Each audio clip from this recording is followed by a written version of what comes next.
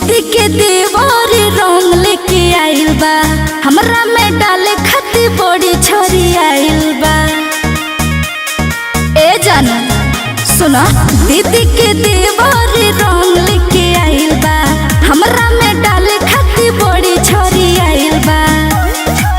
कि कहे हमरे ही नमवा के लाग जाई दागी। सुना बोला तोरा के जे छोई तब बन जाइब बागी तोर शरीर पाया वीर पसवाने के लागी। अच्छा पाया वीर पसवाने के लागी कि तोर शरीर पाया वीर पसवाने के लागी। अलग अंदाज रहिए जान। अच्छा ठीक बा।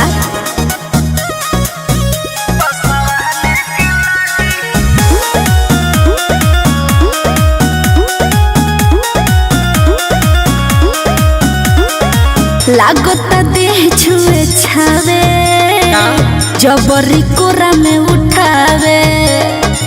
जिए के नइखे का ओकरा का करी हो सुना कि कह दिहे जवानी पसवान के हटे रहे दूर कबोआ के उतोरा में न सटे। ठीक बा हम सुत जाने तो हमके खोज जागी जागी।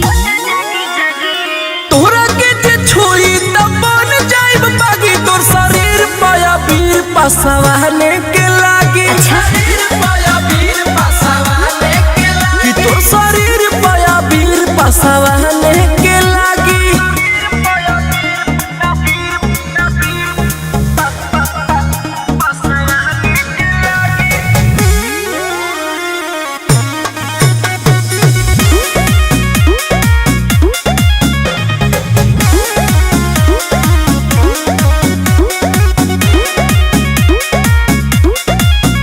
का हो भइल बा बड़ी खुरपाती छुअत तोहर थाती।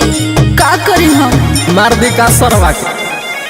अरे होलिये में दुनिया से चल जाई रे संजू रंजन के मुंड जे बदल जाई रे। सुनो ना बोला ना हमारा इमेज पर लगावल चाहे दागी। तोरा के जे छोई तब बन जाइब बागी तोर शरीर पाया वीर पसवाने के लागी।